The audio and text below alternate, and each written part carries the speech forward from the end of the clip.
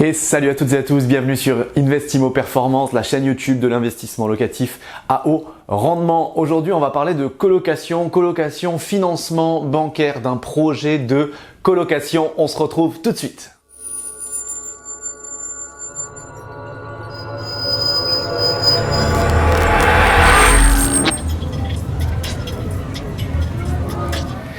Et oui, comme tu le sais, avec Tim, nous avons plusieurs colocations que nous exploitons depuis plusieurs mois ou années pour certaines.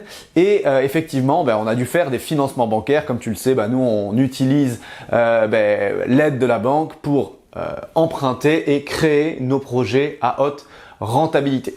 Donc la question qu'on a eue récemment, c'était une question sur comment vous faites, comment vous vous organisez pour faire financer un dossier bancaire, un projet immobilier de colocation. Alors, ce qu'il faut comprendre, et ce que je dis, et Tim aussi, tout ce qu'on dit d'habitude, c'est que la colocation, tout comme la courte durée, ça va être des moyens de doper, d'augmenter ta rentabilité.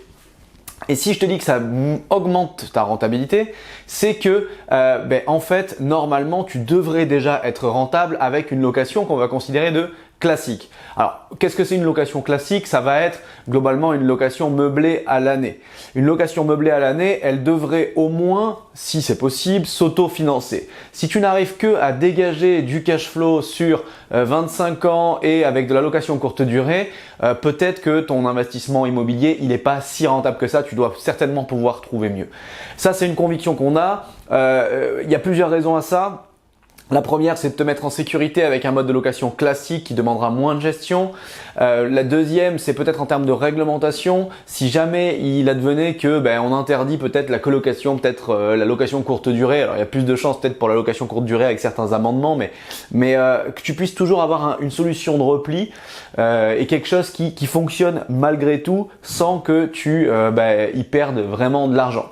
Donc vraiment, quand tu veux financer ton projet, regarde déjà avant de le présenter à la banque s'il est capable d'être financé en location, on va dire classique.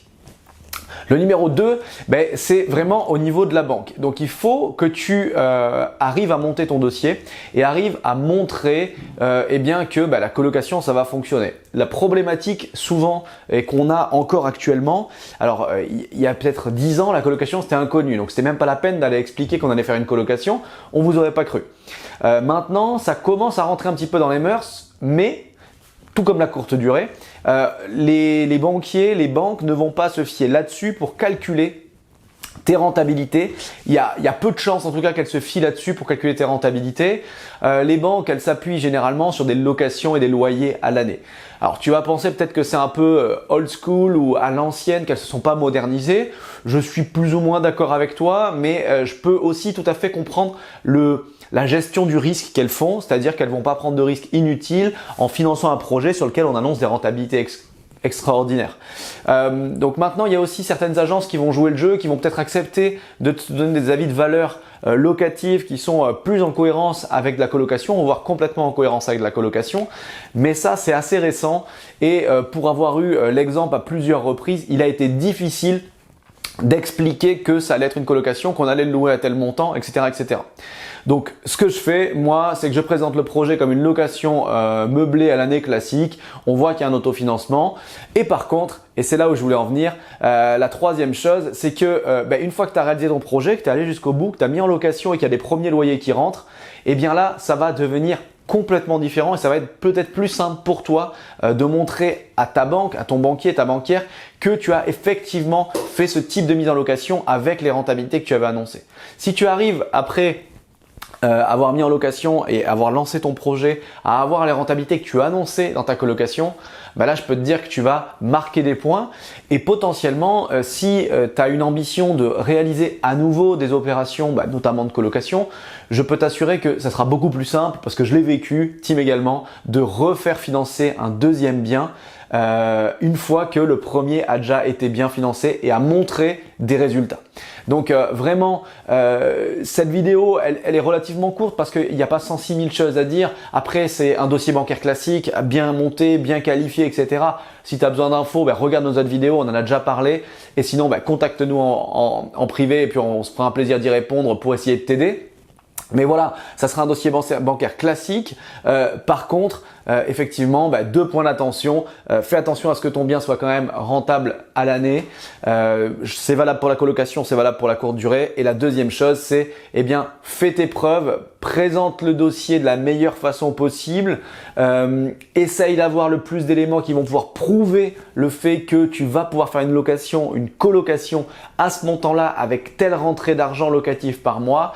Mais rends-toi bien compte que les banques sont pas encore toutes OK, open. C'est pas un mode de vie, un mode de location qui est encore très démocratisé. Donc, il va falloir encore un petit peu de chemin, un petit peu de temps peut-être pour que les banques s'adaptent.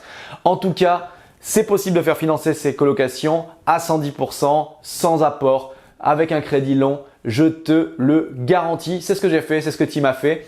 Et voilà, on a montré les études de cas de ce qu'on a pu faire. Tu le vois, il y a les chiffres, c'est clair et net, c'est possible de le faire financer. Faut trouver les bonnes astuces, les bonnes solutions et le bon partenaire bancaire, le bon banquier, la bonne banquière.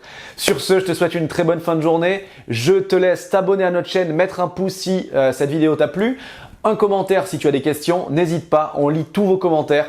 Abonne-toi à la chaîne Investimo Performance. À très bientôt et ciao!